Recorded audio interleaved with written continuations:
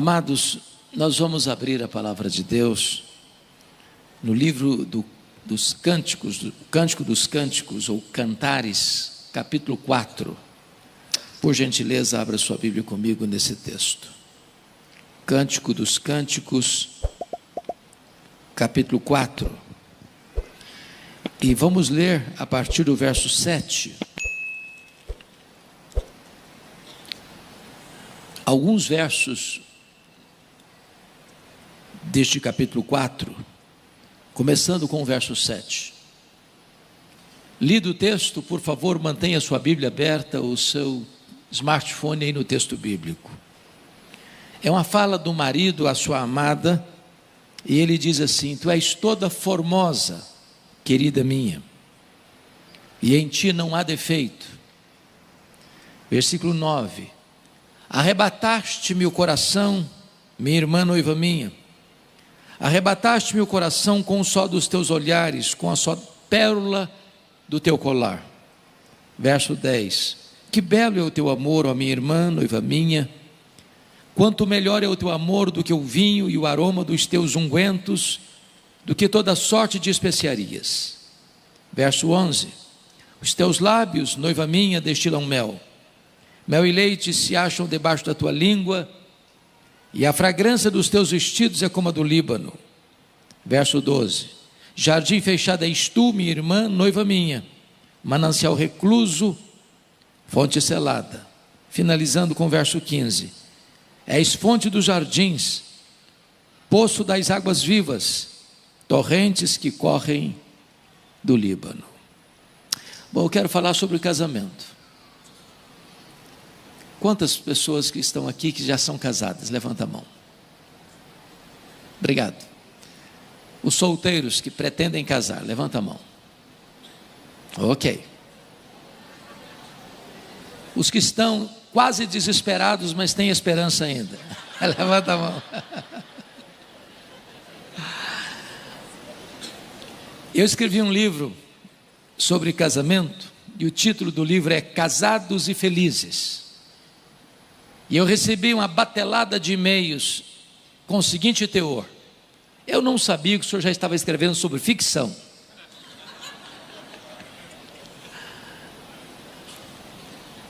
A ideia de que casaram-se e foram felizes para sempre é um mito. A ideia de que você encontra uma alma gêmea é um mito. Casamento não é a união de dois iguais. Casamento é a união de dois diferentes. Casamento é um mistério. E esse texto que nós lemos apresenta-nos princípios para um casamento feliz. Não é automático. Felicidade no casamento é um trabalho, é um esforço, é uma dedicação. Então, você não se casa para ser feliz. Casamento não é um instituto para fazer uma pessoa feliz. Quem faz você feliz é Jesus. Casamento é para gente feliz, que quer fazer o outro feliz, em vez de buscar sua própria felicidade. Porque o amor não é egocentralizado, o amor é outro-centralizado. Quais são os princípios que a palavra de Deus nos oferece hoje, agora, nesse texto, para termos um casamento feliz? Primeiro princípio está no versículo 7, é o princípio do elogio. Veja comigo a fala do marido: tu és toda formosa, querida minha, e em ti não há defeito. Quando eu li esse texto, eu chego a duas conclusões: ou esse cara morava na lua, ou ele não está sendo honesto. Existe alguém depois de Adão e Eva sem defeito? Dá para nos dar o CPF dela? Não existe essa pessoa. Agora, se não existe uma pessoa sem defeito, Por que ele faz essa declaração? Tu és toda formosa, querida minha, e em ti não há defeito. Porque o amor não foca a sua atenção nos defeitos, mas nas virtudes. Eu posso até garantir a você, se você se concentrar nos defeitos do seu marido ou da sua mulher, você não vai ter tempo para fazer mais nada. Outra coisa, se você pensa que identificando os pontos falhos do seu cônjuge, pontuando isso, você vai melhorar o seu relacionamento, é um equívoco.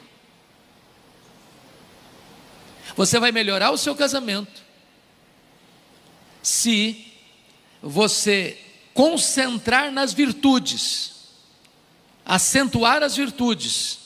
Aí você vai ajudar o seu cônjuge a superar os seus pontos falhos. É claro que o texto não está falando de bajulação, nem de um elogio barato. Mas o elogio certo, na hora certa, no tom certo, com a motivação certa, é um tônico para a alma. Agora notem. Esse homem não está elogiando a sua mulher para os seus amigos. Eu conheço marido que elogia a esposa para os amigos, mas a coitadinha nunca escutou um elogio dele. Vejam vocês que o elogio é pessoal e direto. Tu és toda formosa, querida minha, e em ti não há defeito. Então me permita uma pergunta. Qual foi a última vez que você elogiou sua mulher? Porque a sua casa anda em ordem. Aí você diz, bom, mas isso é papel dela. É, mas tem muita casa aí que você não pode fazer uma visita de surpresa, sem passar vergonha. Tem muita casa que se você chegar sem avisar, parece que passou um tsunami lá. Se você abrir o guarda-roupa, tem um acidente doméstico. Qual foi a última vez que você elogiou o seu marido? Porque você nunca passou vergonha de ter cobradores à sua porta. Ele é um homem trabalhador, honrado. Ah, mas isso é dever dele. Mas tem muito homem que não cumpre o dever dele, não. Então, elogio é o oxigênio do casamento. Mas deixa eu lhe dizer algo solene. Se você não está elogiando o seu marido, se você não está elogiando sua mulher, alguém está elogiando. Se você não está vendo nenhum ponto positivo no seu marido, na sua mulher para elogiar, alguém está vendo e alguém está falando. Agora pense comigo, uma mulher que nunca é elogiada pelo marido, bota o pé fora de casa e é coberta de elogio. É bem verdade que alguns não são tão sinceros assim. Os Dom Juans da vida esparramam elogios nem sempre sinceros. Ou imagine um homem que nunca é elogiado pela sua mulher, e lá no trabalho ele é coberto de elogios. Esse casamento corre perigo, se torna vulnerável. Então você quer fortalecer o seu casamento? Você quer blindar o seu casamento? Seja cauteloso nas críticas e seja pródigo nos elogios. Esse é o primeiro princípio que o texto nos ensina. Vamos ao segundo princípio, um casamento feliz. Versículo 9. É o princípio do romantismo. Arrebataste-me o coração, minha irmã, noiva minha. Arrebataste-me o coração com o sol dos teus olhares, com a sua pérola do teu colar. Chama a sua atenção para o fato de que quem está proferindo essas palavras é o homem. E todos vocês sabem que o homem, ser masculino, só consegue viver a vida numa caixinha. Não consegue viver em duas ao mesmo tempo. O homem masculino, ele não consegue perceber detalhes. Por exemplo, você vai a uma festa de casamento, a festa do ano, uma festa linda, os arranjos maravilhosos, a prataria belíssima, os copos de cristais, os arranjos, cada um mais bonito que o outro, o vestido da noiva, uma coisa internacional. E aí você pergunta ao marido assim que foi a festa: e aí, como é que foi a festa? Ele responde: foi jóia. E não tem mais nada a acrescentar. Aí você faz a mesma pergunta para a mulher: e aí, como é que foi a festa? Ela diz assim: olha, o véu, a renda do véu da noiva era uma coisa maravilhosa. O arranjo que estava à esquerda da mesa era uma coisa fantástica. Ela sabe detalhes. Ele nada viu, nada percebeu. Agora, um homem romântico, sabendo que a mulher é atenta aos detalhes, se fixa nos detalhes também. Vejam vocês que ele está elogiando a sua amada por dois aspectos: um inerente, o olhar dela, e um adereço, uma pérola do colar. Ele não elogia só o colar, não, ele elogia uma pérola do colar. Porque sabendo que a mulher valoriza isso, ele está atento a isso. Isso é romantismo. Nós estamos vivendo uma época, meus irmãos, em que o romantismo está acabando. Os de cabecinha branca aí se lembram de serenatas feitas à janela da amada. Hoje é cafona.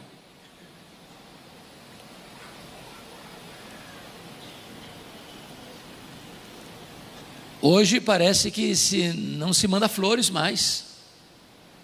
E não tem idade para mandar flor, sabia?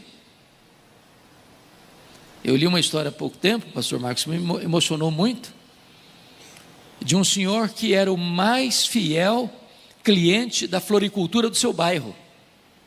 Todo sábado ele ia lá e rogava e pedia ao dono da floricultura para montar o mais belo buquê de rosas para levar para a esposa. Anos e anos.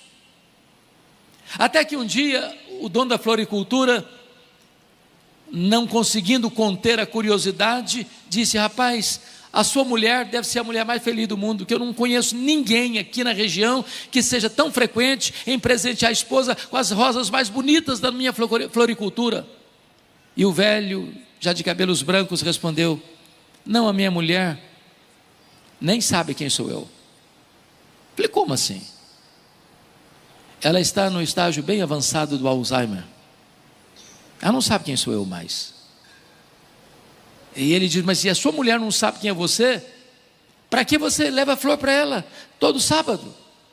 Ele respondeu: a minha mulher não sabe quem sou eu, mas eu sei muito bem quem ela é. Não há fase na vida que você possa aposentar o romantismo. E o romantismo acontece em coisas pequenas. Por exemplo, eu sei que os homens, sobretudo aqui de Jundiaí, têm informações de que são muito românticos. Não passa em branco o aniversário da esposa. De jeito nenhum se esquece do aniversário de casamento. Vai num restaurante, não precisa que o garçom puxe a cadeira, ele mesmo faz a serventia de fazer isso. A esposa nunca precisa abrir a porta do carro, porque é ele que faz isso. Eu sei que vocês todos fazem isso. Um dia eu estava com um casal e me convidaram para jantar, e eu fui com eles, e claro, a amada dele é sentada na frente. Pode ser o doutor fulano das quantas. Se a sua mulher está, você dirigindo, ela vai do seu lado. Nada de dar o lugar seu para outra pessoa, não. Aí chegamos, desci, encostei do lado da porta da moça e perguntei assim: você não vai descer? Ela me respondeu: eu nunca precisei abrir a porta do carro. Falei: toma, cara, pelo menos aprende, né?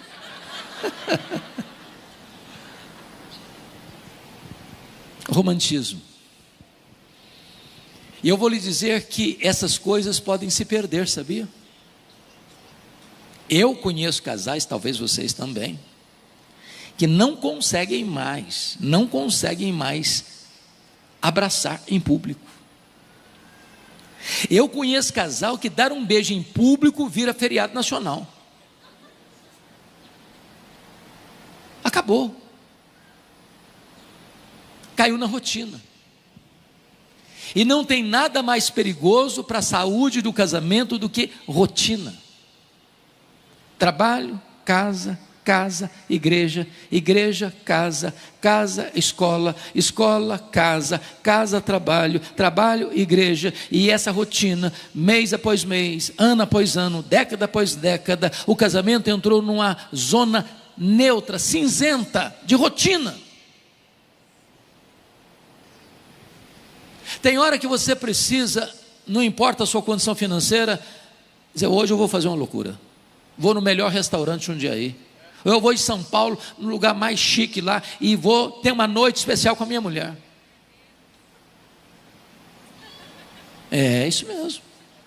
Se não tem dinheiro, vai na esquina comer um cachorro quente, porque não é o prato, não é o cardápio, é o gesto de amor, de doçura, de ternura, de romantismo, que alimenta e retroalimenta o relacionamento.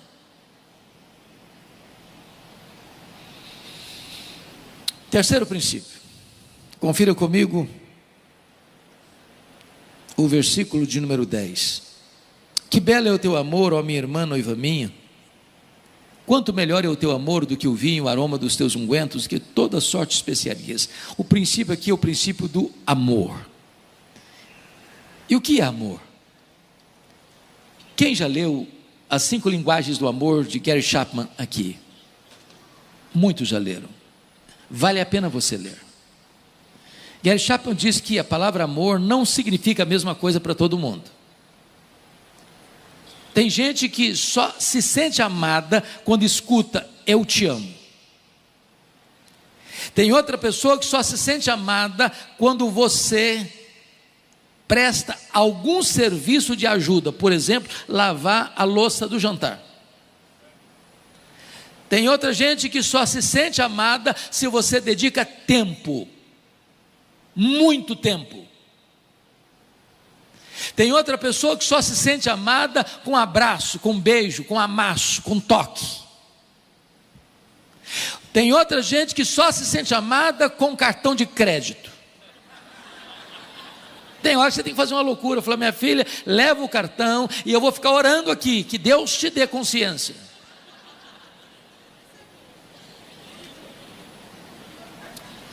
O clima de amor, gente, é que muda o cenário da casa. Deixa eu ilustrar isso para vocês. Se você for um dia em Jerusalém, por favor, visite o Museu Yad Vashem, o Museu do Holocausto. Tem uma parte daquele museu dedicado a 1,5 milhão de crianças que morreram no Holocausto. Quando você entra nesse museu infantil, ele é todo escuro, e você vê 1,5 milhão de velas acesas, e você vai segurando num corrimão e escutando a chamada do nome das crianças que foram mortas.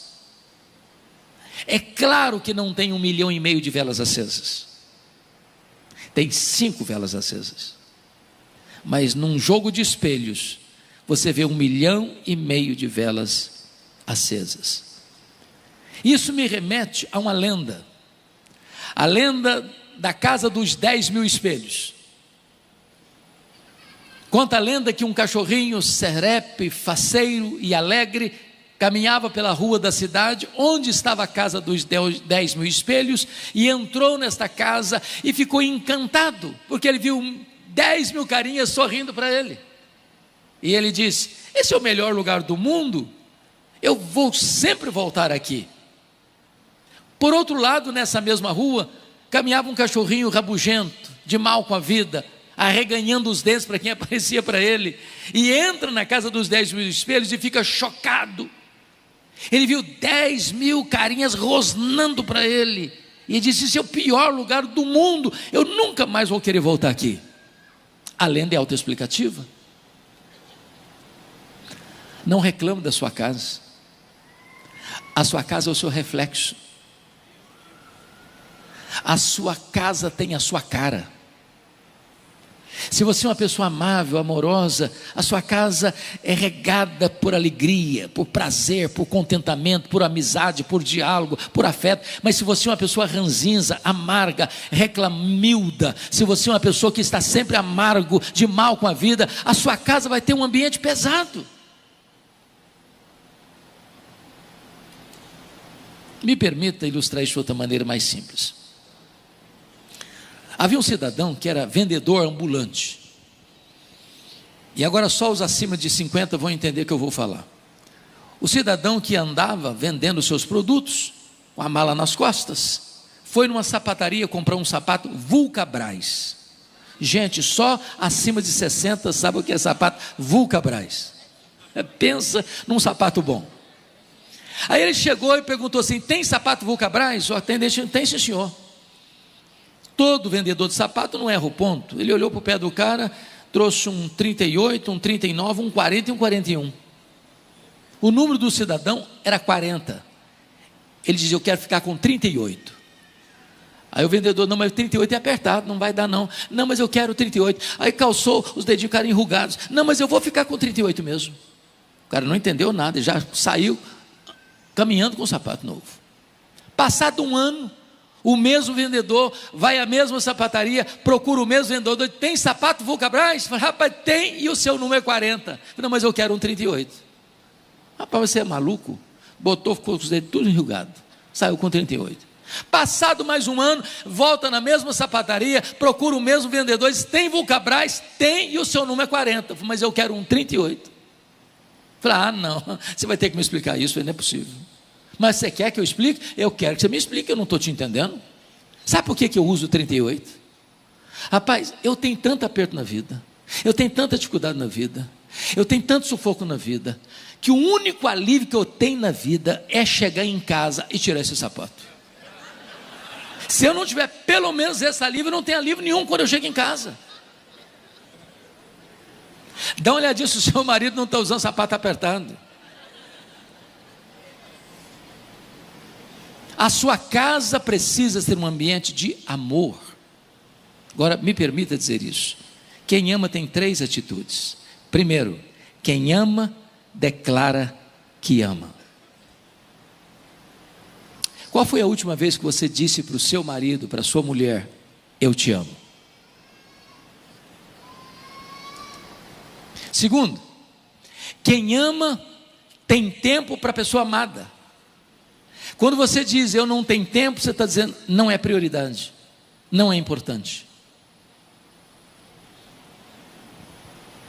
Eu tenho uma agenda muito complexa, já há muitos anos, mas eu tenho uma postura desde sempre que eu me conheço. Todo dia eu ligo para minha esposa, para os meus filhos, digo: estou aqui, estou saindo, estou chegando. Eles sabem de tudo, acompanham tudo.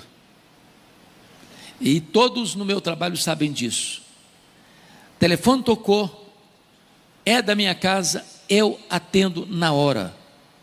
Posso estar na reunião mais importante da minha vida, eu atendo na hora. E se tiver uma necessidade, eu saio na hora. Interrompo a reunião e vou embora. Já fiz isso tantas vezes. A sua família precisa saber que eles são prioridade no seu coração, na sua mente, na sua agenda, na sua vida. A família sabe quando o trabalho é mais importante que a família. Quem ama, tem tempo para a pessoa amada. Pastor Marcos, eu era pastor já em Vitória, em 1986, quando nós hospedamos a Assembleia Geral da nossa denominação. Eu era pastor solteiro, e um pastor que formou-se comigo, colega de turma, que era pastor numa cidade a 200 quilômetros de Vitória, era mês de julho, disse assim: ô Hernando, você podia pregar lá na minha igreja esse ano? Aí eu disse assim, Joel, pastor, eu não posso não, eu estou com tanta coisa para fazer, a igreja precisa de mim, eu tenho uma agenda intensa aqui, esse ano eu não posso ir. Ele estava sendo até honesto com ele. Só que naquela semana, eu conheci uma moça muito bonita, da igreja dele, que veio nessa conferência. E essa moça é minha esposa já há 37 anos. E eu fui na igreja dele aquele ano 9 vezes. 9 vezes. Eu cancelei minha agenda, claro. Eu mudei minha agenda. Quem ama tem tempo para a pessoa amada. Mas em terceiro lugar, quem ama procura agradar a pessoa amada. Porque hoje tem gente matando por amor, sabia? Quer nem saber desse amor aí. Tem gente que além de matar, esquarteja em nome do amor. Você sabia que grande parte dos crimes passionais são praticados, entre aspas, em nome do amor? Quando o pastor está fazendo uma cerimônia de casamento, na hora dos votos, aliás, notinha de rodapé, hoje está complicado, tá não? Porque você vai fazer a cerimônia de casamento, às vezes os noivos querem ler, hoje está quase todo mundo fazendo isso, vai ler os votos, e aí os votos lidos são mais compridos do que o sermão do pastor, e sai coisa do arco da velha também. Então vamos devagar com o andor, porque o santo é de barro. Mas o pastor Jeremias Pereira, que tem aquele dom de humor, diz o seguinte: se não tiver microfone para escutar o que o noivo e a noiva estão prometendo um ao outro, tem gente que parece que está dizendo o seguinte: eu te prometo que a partir de hoje eu acabo com a sua vida. Prometo-te mais, que a partir de hoje você não dorme mais sem Lexotan. Ainda te prometo deixar seus nervos em frangalhos. Tem gente que parece que está fazendo isso. Eu atendi certa feita no meu gabinete pastoral uma jovem senhora de 25 anos que entrou chorando com a palma da mão rasgada, e quando ela acalmou um pouquinho, disse: filho, o que está acontecendo? Ela disse: eu estou numa terrível crise conjugal, meu marido me agrediu. E eu perguntei: quantos anos de casada? Ela respondeu: 3 meses. Aí eu tomei um susto, porque aqui tem 2 coisas a acentuar. Primeiro, por favor, os solteiros, levanta a mão de novo. Todos solteiros, levanta a mão. Ô gente, preste atenção nisso. Namoro ruim é um ensaio para um casamento trágico. Eu amo fazer casamento, mas eu amo mais ainda é ver um namoro ruim terminado. Tem namoro que devia ter um culto de ações de graças quando termina.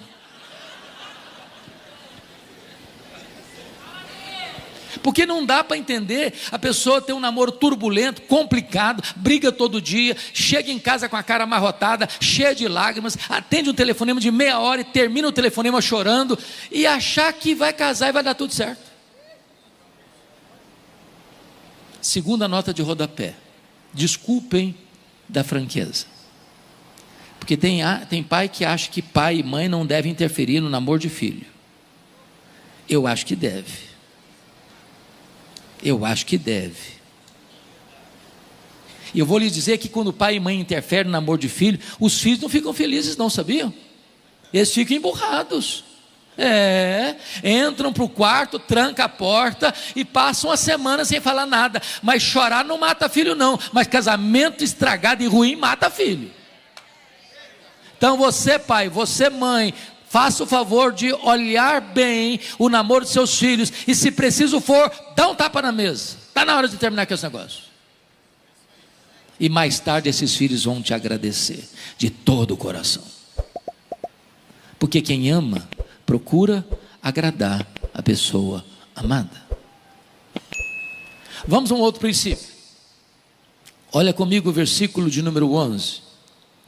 Os teus lábios, noiva minha, destilam mel. Mel e leite se acham debaixo da tua língua, e a fragrância dos teus vestidos é como a do Líbano. O princípio aqui, meus irmãos, é o princípio da comunicação. E a Bíblia diz que a morte e a vida estão no poder da língua, e quem bem a utiliza, come do seu fruto. Em outras palavras, você pode dar vida ou você pode matar o seu casamento, dependendo da maneira como você se comunica. E há um princípio áureo da Bíblia sobre comunicação no casamento, está lá em Tiago 1,19. Qual o princípio? Todo homem seja pronto para ouvir, tardio para falar, tardio para se irar. Vamos olhar esses três princípios. A palavra pronto aí para ouvir, a palavra pronto no grego é a palavra taxis, de onde vem a nossa palavra portuguesa táxi. O que é um táxi? Hoje também um Uber. É aquele carro que atende você na hora que você precisa e chama. Pense você indo para o aeroporto, para uma viagem, você chamou o taxista, ele diz, agora não, daqui uma hora eu te pego. Não, daqui uma hora não dá mais, já não serve mais. Olha como que Deus nos fez, com duas conchas acústicas externas, e com a língua só amuralhada de dentes. Deus está nos dizendo, escute mais, fale menos. Agora você escuta com os ouvidos, você escuta com os olhos, você escuta com o semblante, você escuta com o corpo, você escuta com a alma. Porque tem gente dizendo, pode falar, mas ele está lendo um livro, ele está vendo a televisão, ele está assistindo o jogo, ele está fazendo qualquer outra coisa. Não dá assim. Você escuta olhando nos olhos, dizendo, você é importante, pode falar. Sabe por que os divãs dos psicanalistas não estão lotados? As pessoas não estão mais se comunicando dentro de casa. É incrível que nós estamos vivendo no século da comunicação, e você chega numa casa, cada um está no seu smartphone. Você vai para um restaurante, 4 pessoas ao redor da mesa, elas não estão conversando, cada um no smartphone.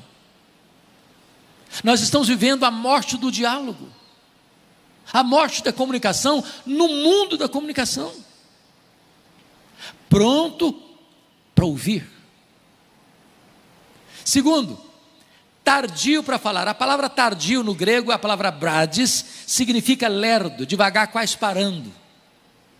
É aquela pessoa que você conta uma piada para ela, ela vai rir daqui a meia hora. O que Tiago está dizendo é o seguinte: você precisa ser lento na reação, porque se você for agressivo na reação, você machuca.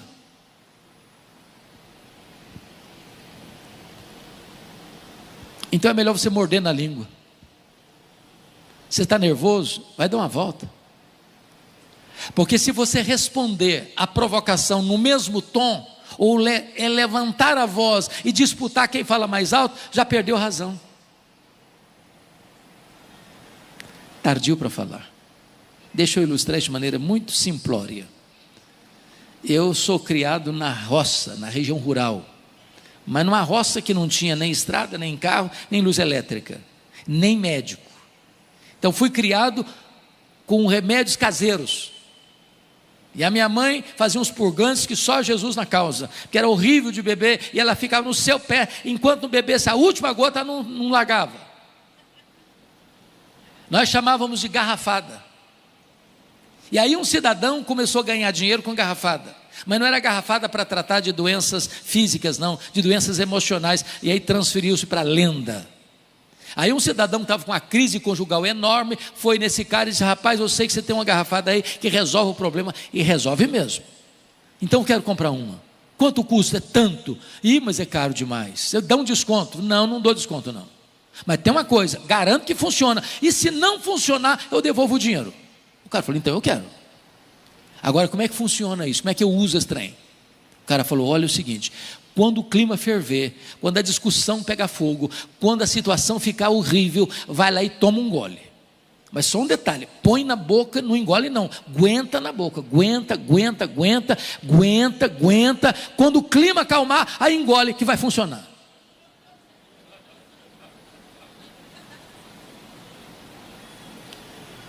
Tardio para falar. E o texto conclui assim, tardio para se irar. Ô, gente, eu nem vou perguntar se você já cirou com sua mulher, não. Isso não é se, é quando. Eu não vou nem perguntar se você já cirou com seu marido. Isso não é se, é quando. Porque de vez em quando, pastor Marcos, eu escuto assim a gente muito espiritual. Tem gente muito espiritual, sabia? Tem gente que se demorasse 10 minutos para nascer, nascia um anjo. Eu escuto gente, não, eu sou casado há 60 anos, eu nunca tive sequer uma unha de diferença, de atrito com minha mulher, com meu marido. Deve ser anjo disfarçado de gente, não deve ser filho de Adão, não é possível.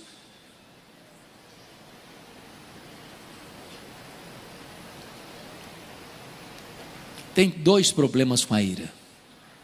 O primeiro deles é a explosão da ira. Você conhece gente explosiva? Gente sanguínea, gente temperamental, gente estupim curto, gente que nem estupim tem, é pólvora seca, pura, gente que é igual leite ninho, bateu, tomou. Você sabia que esse tipo de gente não tem gastrite? Você sabia que esse tipo de gente não tem insônia? E ainda diz assim, eu sou assim mesmo, eu explodo, depois eu me acalmo. É você se acalma. Quem não tem paz na vida é quem mora com você. Mas tem um segundo problema com a ira, que é o armazenamento da ira. A pessoa não explode, mas armazena. Ela não joga estilhaço, mas ela acumula. Um dia esse trem vaza. Eu dediquei grande parte do meu ministério à área do aconselhamento. E às vezes eram cenas até engraçadas, porque chegava o casal e começava a brigar na minha frente, e eu deixava brigar. Deixava. Aí lá pelas tantas, um dizia: você se lembra do que você me falou? E eu estou pensando que foi enquanto eles estavam vindo para o gabinete pastoral. Não, há 10 anos, há 15 anos. Vazou de repente. Eu não sei como é que você lida com isso. Um dos maiores privilégios que eu tive foi visitar o museu do Dr. Billy Graham, lá em Charlotte, na Carolina do Norte. E no mesmo ano que a dona Ruth Graham faleceu. E tinha muitas histórias do casal. E a que eu achei mais engraçado, ou mais interessante, foi que um dia perguntaram para a dona Ruth, porque vocês sabem, quem criou os meninos foi a dona Ruth. Billy Graham vivia pelo mundo afora pregando. Então perguntaram para ela assim: ô dona Ruth, alguma vez a senhora pensou em se divorciar do Dr. Billy Graham? Ela respondeu: divorciar-me dele eu nunca pensei, mas vontade de matá-lo muitas vezes eu tive. Eu acho que você não chega a tanto, né? Como é que você lida com isso? Tardio para se irar. Bom, deixa eu ir para o último ponto. Do último eu vou deixar para uma próxima oportunidade. Pode seguir? Sério? Olha lá, hein? Então tá bom. Então vou para o último. Pronto. Versículo 15. És fonte dos jardins, poço das águas vivas, torrentes que correm do Líbano. Eu já pedi permissão ao pastor, e o Joel me garantiu que se ele tomar o microfone, a gente sai correndo. Vou tratar um pouquinho então sobre a questão da vida sexual. Durante muito tempo, irmãos, muito tempo mesmo, esse assunto foi tabu na igreja evangélica. Para vocês terem uma ideia, a primeira palestra que eu escutei sobre esse assunto numa igreja, claro que numa região rural, a pessoa disse assim: hoje nós vamos falar sobre sexo. Eu falei: meu Deus, que coisa é essa? Você imagina o nível da palestra? É sério. Mas eu quero dizer para você que sexo é um assunto que a Bíblia trata sem rodeios, porque sexo é uma obra de Deus, é santo, é puro, é prazeroso, é instituído por Deus e pode ser desfrutado de forma plena no casamento e só no casamento. Então remeto você ao texto de 1 Coríntios capítulo 7, versos 3 a 5, onde Paulo trata da matéria de forma tão clara. Paulo escreve assim, 1 Coríntios 7, 3: o marido conceda à esposa o que lhe é devido, e também semelhantemente a esposa ao seu marido. O que é que Paulo está dizendo aqui? Ele começa com o direito da esposa. Não chame Paulo de machista, porque ele não era machista. E ele não está tratando de outra coisa senão de sexo. E sexo no casamento é tão sagrado quanto vida de oração. Ele está dizendo que cabe ao marido suprir a necessidade sexual da sua mulher. E cabe à mulher suprir a necessidade sexual do seu marido. Mas por que Paulo começa com o direito da mulher? Porque sexualidade para a mulher é uma coisa muito diferente do que é sexualidade para o homem. Sexo para o homem é ato, sexo para a mulher é afeto. É por isso que Marabel Morgan, em um livro que vale a pena ser lido, no seu livro Mulher Total, diz que o sexo para a mulher começa no café da manhã. Em outras palavras, se o marido não trata a esposa com gentileza desde o começo do dia, de noite vai ter pedra no colchão. Não tem nada que fere mais uma mulher do que um marido casca grossa, rude no trato. Mas outra coisa é que a sexualidade feminina precisa de prelúdio, de preparo. O homem não.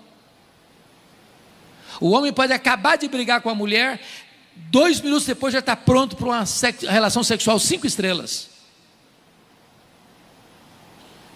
O homem não precisa de aquecimento, ele já vem aquecido de fábrica.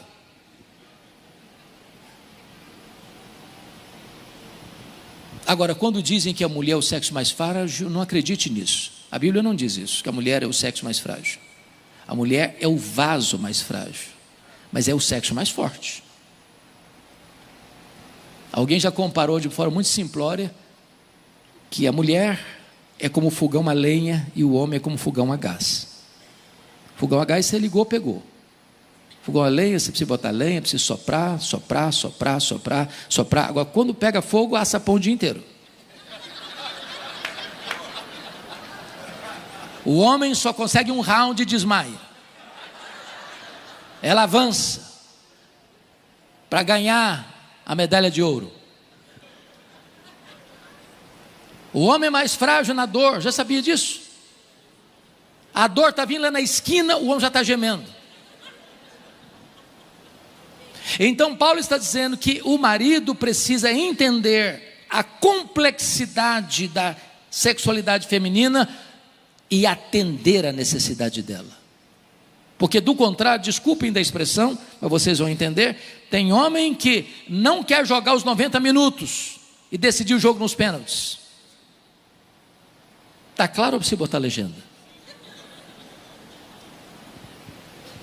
Versículo 4, Paulo é mais específico.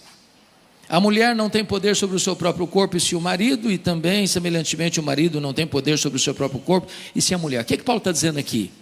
Não faça do sexo uma arma, porque a vítima pode ser você. O que Paulo está dizendo é que nem a mulher, nem o homem tem o direito no casamento de fazer chantagem sexual. Em outras palavras, a mulher não pode dizer para o marido: olha fulano, essa semana você nem olha para mim porque eu não estou disponível. O marido não pode dizer para a esposa: olha, essa semana eu estou fora, hein? Não me procure. O que nunca acontece. Ou quase nunca. Agora, entendamos isso. Quando é que marido e mulher devem ter uma relação? Porque Hollywood está dizendo que marido e mulher estão sempre prontos, em qualquer dia, qualquer hora, em qualquer lugar. Isso não é verdade, quem é casado sabe disso. Então, quando é que o casal deva ter uma relação? É quando um deles demonstra desejo. E nem precisa fazer um discurso tão longo. Basta uma rebiscada de olhos e todo mundo entende. Não se dê um desentendido. Porque tem desculpas proverbiais. A mais comum é a famosa enxaqueca. Meus irmãos, É muita dor de cabeça. Eu tenho um colega que, para prevenir isso, comprou uma cartela de cibalena. Lembra de cibalena? Pensa num remédio bom. Botou uma jarra d'água e diz: no caso, porventura, de ter uma dor de cabeça, o remédio já está aqui. Agora, não brincando mais, li uma tese de doutorado, das mais solenes e sérias, sobre relação sexual. E o autor desse livro, que é uma tese de doutorado, disse que o maior e melhor exercício físico que desenrola e ativa todos os músculos do seu corpo é uma boa relação sexual.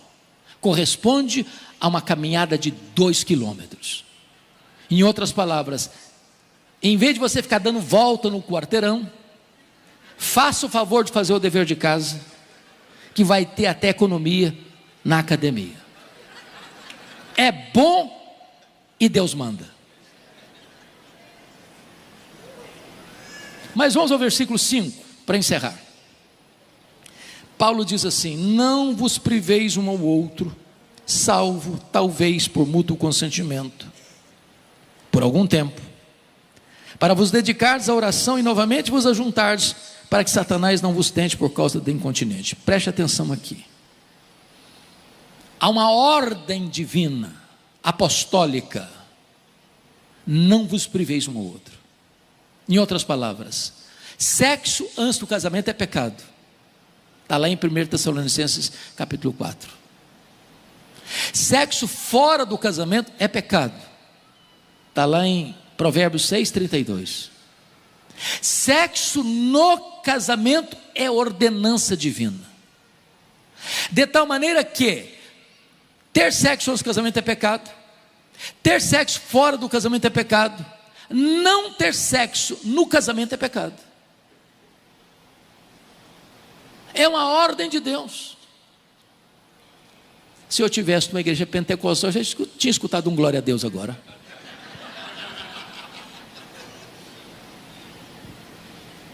Não vos priveis um ao outro. Agora notem, salvo.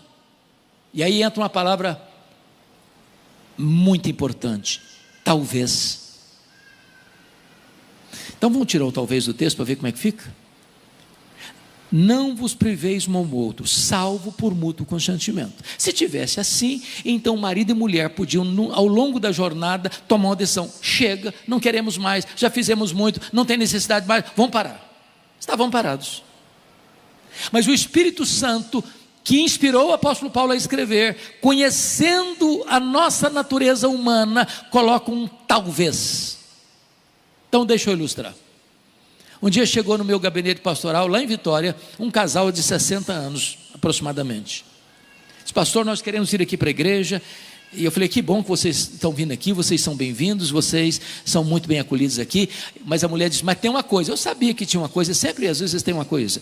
Aí ela falou: o problema é o seguinte, pastor, tem 20 anos que eu e meu marido não temos relação sexual. E eu quase caí da cadeira. E ela disse: mas nós estamos de acordo. O maridão calado.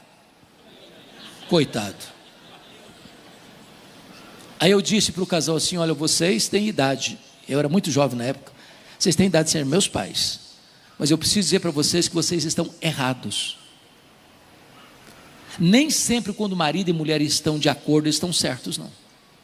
Ananias e Safira estavam de acordo, mas estavam errados. Salvo, talvez, por mútuo consentimento. Não é por qualquer motivo não, para vos dedicardes à oração. E a única vez que a Bíblia diz: não ore demais, também não. E novamente vos ajuntardes, que tem muita gente com desculpa espiritual: não, pastor, eu não estou tendo relação com meu cônjuge, porque eu estou orando, eu estou jejuando, eu estou até subindo um monte. Ué, você pode orar, jejuar, subir um monte, mas faça o favor de fazer o dever de casa. Por quê? Para que Satanás não vos tente por causa da incontinência. Quando a mulher não concede ao marido o que ele tem direito, quando o marido não concede à mulher o que ela tem direito, entra um personagem perigoso chamado de Satanás. E ele bota uma casca de banana. Ele bota uma outra pessoa na linha. E o estrago vai ser grande.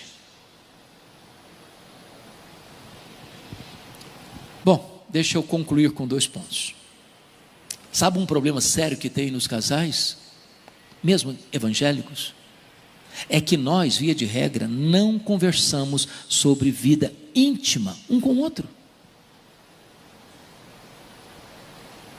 E aí tem um problema que eu chamo de frequência sexual. O que é frequência sexual? Nem todas as pessoas têm o mesmo grau de interesse pela relação sexual. Tem pessoas que são superativas sexualmente falando, tem outras que não são tão interessadas assim. Tem gente que quer ter sexo todo dia, inclusive domingos e feriados. Tem outro que 2 vezes por semana está ótimo. Mas eles não conversam, não se conhecem. Pastor Marcos, eu estava no meu gabinete quando chega um casal, que eu fiz o casamento há 15 anos, líderes da igreja. Entraram no meu gabinete, para minha surpresa, me disseram assim: pastor, viemos comunicar ao senhor que nós estamos nos divorciando. Eu tomei um susto, falei: o que é isso? E eu perguntei: mas o que está acontecendo? E o marido, muito bravo com a esposa, disse: eu estou me divorciando, pastor, porque a minha mulher não gosta de sexo. E ela voltou no mesmo tom e disse: pastor, eu estou me divorciando porque o meu marido só pensa em sexo. Falei: bom, pelo menos vocês estão divorciando pelo mesmo motivo. Mas vamos entender um pouquinho melhor. Quando eu fui compreender o que estava acontecendo, ele era um cara super ativo sexualmente, ele queria sexo todo dia, todo santo dia, até dia de tempestade. Ela 2 vezes por semana estava para lá de bom, era cereja no bolo, mas não conversavam. Sabe qual a conclusão que eles chegaram? Ele pensou assim: ela não gosta de mim, ela não se importa comigo, ela não gosta do meu corpo, ela deve ter atração por outro homem, que por mim não é. Qual a conclusão dela? O meu marido não gosta de mim, ele gosta do meu corpo. Como uma mulher me disse: pastor, o meu marido gosta da casca, não gosta de mim. Sabe o que eu fiz? Fui dar aula de Kumon para eles. Pastor tem que ensinar matemática às vezes.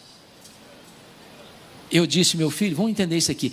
Então quer dizer que você quer ter relação todo dia? É, pastor, todo dia, se possível um pouquinho mais, umas 2 vezes por dia já me ajuda muito também. Eu falei: e você, filho, 2 vezes por semana? 2 vezes por semana tá ótimo. Falei: então vamos fazer o seguinte, vamos somar 7 mais 2 dá quanto? Dá 9. Divide por 2 dá quanto? Dá 4,5. Eu disse: vamos suspender essa média para 5. E não se fala mais nisso. Estão casados até hoje. Dá uma melhorada na média. Dá uma melhorada na média. Todo mundo vai agradecer. Último ponto. Nós estamos vivendo hoje a realidade da internet. E com o advento da internet, hoje, mais de 30% dos homens e mais de 20% das mulheres tem problema com pornografia. Pornografia é um vício, é uma droga, igual cocaína. Destrói a mente, destrói o casamento, destrói a alma. Hebreus capítulo 13, verso 4 diz: digno de honra entre todos é o matrimônio e o leito sem mácula. A palavra leito no português é o quê? Cama. Mas lá no grego não é cama. O texto grego não é cama. Sobretudo no mundo da mobilidade de hoje, você dorme numa cama hoje, noutra cama amanhã, e outra cama semana que vem. Você já rodou 100 hotéis na vida, ou mais do que isso, em camas diferentes. Você não sabe se na noite anterior um prostituto não estava lá. A palavra no grego lá para cama, para leito, é koité, de onde vem a palavra coito, relação sexual. O que Hebreus está dizendo que digno de honra entre todos é o casamento e a relação sexual sem mácula. Eu quero dizer para todos os homens e para todas as mulheres desse auditório: você não precisa de nenhum estímulo externo ao seu corpo para você ter uma relação sexual prazerosa. A pornografia destrói a sua mente, a pornografia destrói a santidade do seu lar, a pornografia destrói a pureza do seu leito conjugal, e é preciso que o o casal cristão, santifique a sua vida sexual, porque ela é abundante, ela é prazerosa, ela é bênção, ela é dada por Deus para ser vivida na plenitude da presença de Deus, em santidade. Você termina uma relação sexual e pode dar glórias a Deus por esta bênção. Que Deus nos ajude a observar esses princípios, para que você tenha um casamento feliz, muito feliz, maiusculamente feliz. Amém.